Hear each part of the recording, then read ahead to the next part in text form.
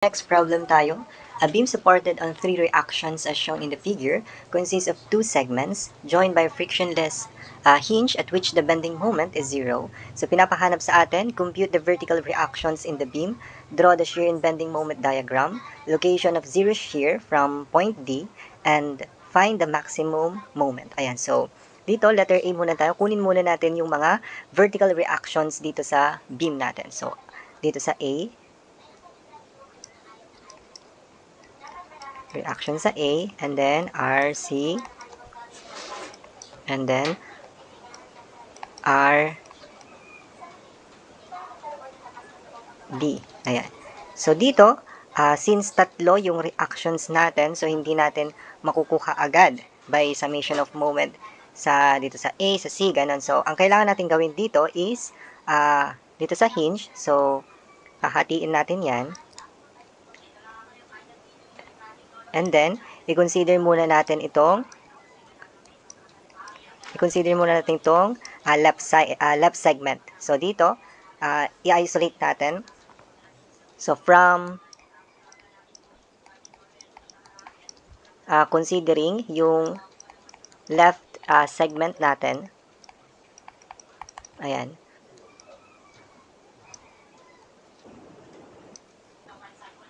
Dito na lang sa and yan, so this is the A, and then ito yung sa may hinge natin. So, kapag hinati natin yan, may lalabas dyan na reaction. So, let's say, vertical reaction is H sub B, and then, dito sa may RA, so RA, and then, meron tayong point load na nag-act dito. So, point load, that is 400 pound. And then, itong 4 feet, tag-4 feet to. Since pwede nating gawin dyan, so yung 400 pound, so sa gitna din lang naman siya nag-act. So pwede nating kunin, so summation of forces vertical is 0 is equal to, so summation of forces vertical is equal to 0, upward is positive yung assumption natin. So itong 400, since nag-act lang naman siya dito sa gitna, so pwede nating sabihin na paghahatian lang nung dalawa, yung RA and then dito sa may H sub B. So, RA is equal to H sub B. So, paghahatian lang yan. So, 400 divided by 2. So, yung reaction sa A ay equal lang siya sa reaction dito sa may vertical reaction dito sa may hinge. So, 400 divided by 2. So, that is 200 pound. So, 200 pound.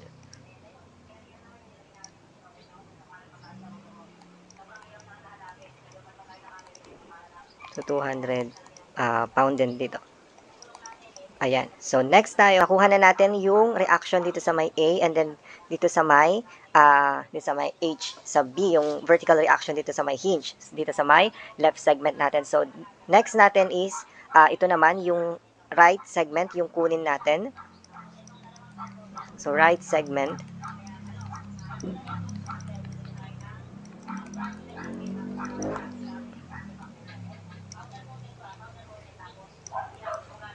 So, dito is dito yung reaction sa C and then reaction dito sa may D natin. So, this is 10 feet.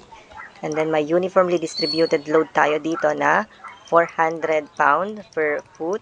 And then, yung vertical reaction dito sa may hinge natin. So, yung assumption natin kanina dito is upward. So, pag transfer natin dito, so from upward, magiging downward.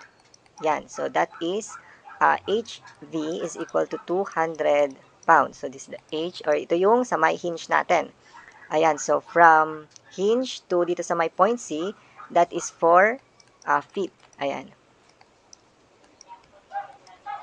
So, kunin natin yung reaction natin sa may point C and then itong reaction natin dito sa may D. So, by summation of forces, so palitan natin ang kulay para, so summation of forces or the summation of moment at D is equal to 0.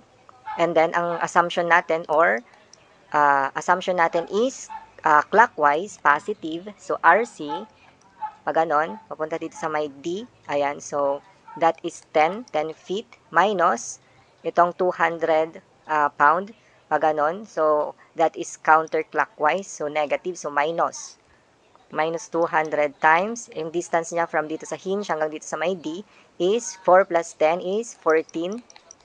And then, minus natin yung ito, uniformly distributed load na 400 times 10 times yung resultant niya is nag-act dito sa may gitna. So, kalahati ng 10. So, that is 5 is equal to 0. So, reaction sa C ay 2,280 pound.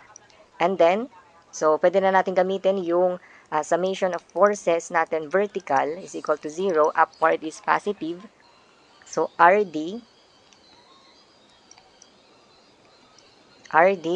ito, so, this is 2,280 pounds. So, RD plus 2,280 and then minus 200. Ayan. And then, minus natin itong 400 times 10 is equal to 0. So, RD, compute natin. RD is 1,920 pound. Ayan. So, nakuha na natin yung mga reactions natin. So, dito, yung reaction sa may A, this is 200 pounds. 100 pounds. Ito sa may C, it's 2,280 pound. And then, 1,920 pound.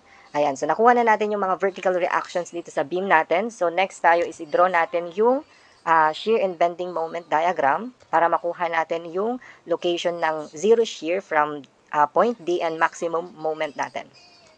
Ayan. So, isulat lang ulit natin. So, this is, yung reaction sa A natin kanina is 200 pound or 200 pound. And then RC is 2,080 pound. And then dito sa may RD natin is 1,920 pound. Ayan, so start tayo. Dito muna tayo sa shear diagram.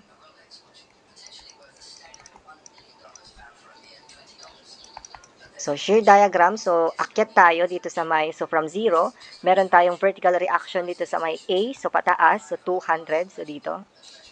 Ayan, so 200. And then, punta tayo dito sa may point B. Ayan, point B. So, this is 200 pound. And then, meron tayong point load na downward dyan. So, minus 400 is equal to negative 200. Ayan, so baba tayo ng negative 200.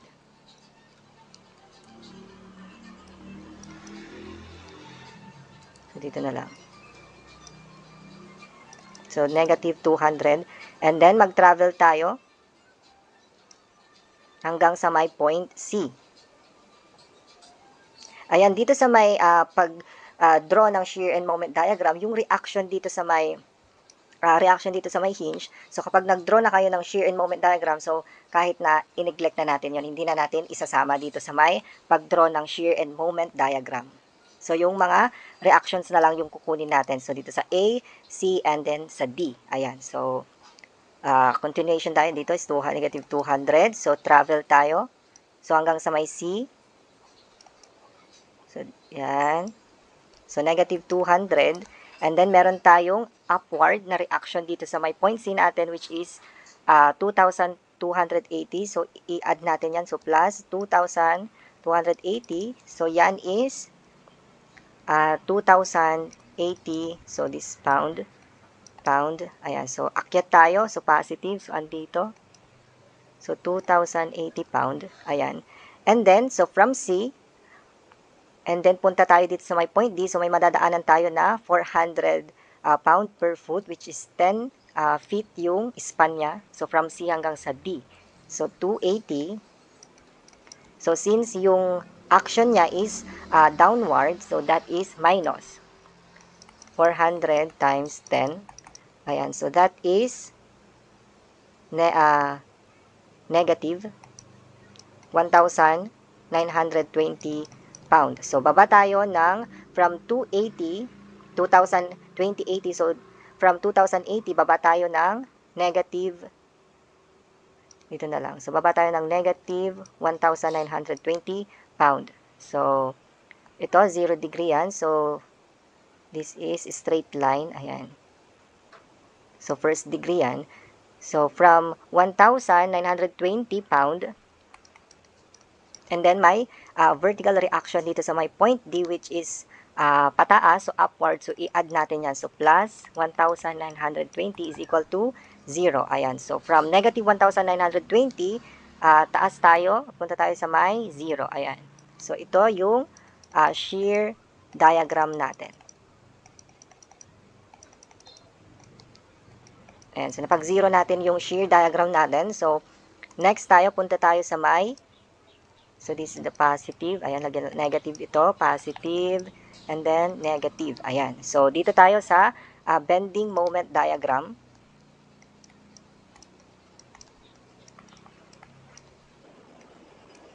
Ayan. So, start tayo. So, since area method yung gagamitin natin sa pag-draw ng shear and moment diagram, so ito, rectangle. So, ang area ng rectangle is base times height. So, from A to B, ayan, so 200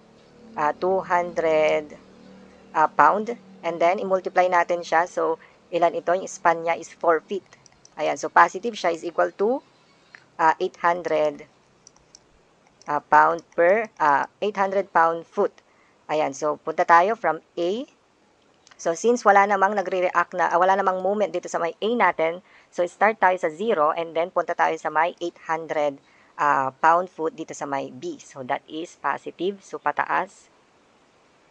Ganyan. So, 800. Ayan. So, 800 and then punta tayo dito sa may from B hanggang dito sa may C. Ayan. So, meron tayong madadaanan na negative 200 pound, which is, ilan to? 4 plus 4. So, 8 feet yung span niya from B hanggang C. So, 800. So, since negative yan, so minus rectangle ulit. So, minus 200. So, base times height. So, 200 times 8 feet. So, yan ay negative 800. Negative 800 pound foot. So, from 800, baba tayo ng negative 800. So, from B, punta tayo dito sa may C. So, dito na lang. Straight line ulit yan. So, yan is negative 800 pound foot. And then, from C hanggang dito sa may D. So, dito, hindi natin alam yung, yung distance dyan. So, kunin muna natin yung distance dito. So, this is x and this is 10 minus x. Ayan. So, para kunin yan, dito na lang. Ratio, dito na lang. Saglit. Kunin natin. Wait lang. Suburahin lang natin. So, gamit tayo ng ratio and proportion. Kunin natin itong x distance natin. So, yan. Kunin natin itong x distance using ratio and proportion. Ayan. So, by ratio and proportion. So, diba ito yung rectangle natin. So, ito yung x distance natin. And then, hanggang dyan, ilan yon? Ito, 2,000. Ito, 2,000. Ito, 2,080. So, 2,080 pound. And ito, yung distance nito is, so from here, itong malaking triangle, so from hanggang dyan. Yan. So, that is 10 feet, diba? 10 feet. So, 10 feet. And then, ito lang. So, ito, 2080. So, 2,080 plus 1,920.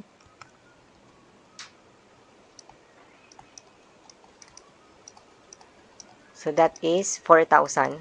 Diba? 4,000. So, by ratio and proportion, so, x divided by 2080 is equal to 10 divided by 4,000. Ayan. So, x is equal to 5.2 feet. And then, yung 10 minus x is equal to 4.8 feet. Ayan. So, balik tayo. So, yung x distance dito is 5.2 feet. And then, ito is 10 minus x this is 4.8 feet. Ayan. So, continuation tayo. Ayan. So, hanggang dyan. So, 800, negative 800. So, plus natin. So, ito, triangle. Yan, yung shape natin is triangle. So, 1/2 times 2080 times yung distance niya na 5.2 feet is equal to 4,608 pound-foot. Ayan. So, from negative 800 pound-foot, punta tayo sa 4,608 pound per foot hanggang dito sa may, dito sa may 0 dyan. Ayan. So, that is 4,608 pound-foot. Ayan. And then, next tayo. So, 4,608. And then, meron tayong from dito sa 0 hanggang dito sa may point D, meron tayong triangle ulit. Ayan. So, that is negative. So, minus 1/2 times 1,920 times 4.8. So, compute, that is 0. Ayan. So, napag-0 natin yung moment natin. So, meaning, tama yung mga sagot natin. Ayan. So, pinapahanap pala sa atin is, ito, 0 shear from point D. So, 0 shear from point D. So, 0 shear from point D. So, dito. So, ito, 4.8. So, letter C. Ito, hanggang dyan. Ayan, yan yung 0 shear. So, that is 4.8. 4.8 feet yung letter C. And then, letter D. So, letter D, maximum moment. So, maximum moment natin is ito. 4,608. So, maximum moment. So, mapapansin nyo, yung maximum moment natin is dito siya sa may 0 shear. Ayan. Yung maximum moment natin is dito sa may 0 shear natin. Ayan. So, nandoon yung maximum moment natin dito sa may 0 shear. Ayan. So, maximum moment is 4,608 pound-foot. Ayan. Yan yung mga sagot natin for this sample problem sa shear and bending moment diagram natin. Ayan. So, I hope na naintindihan naman yung ano natin. So, thank you for listening.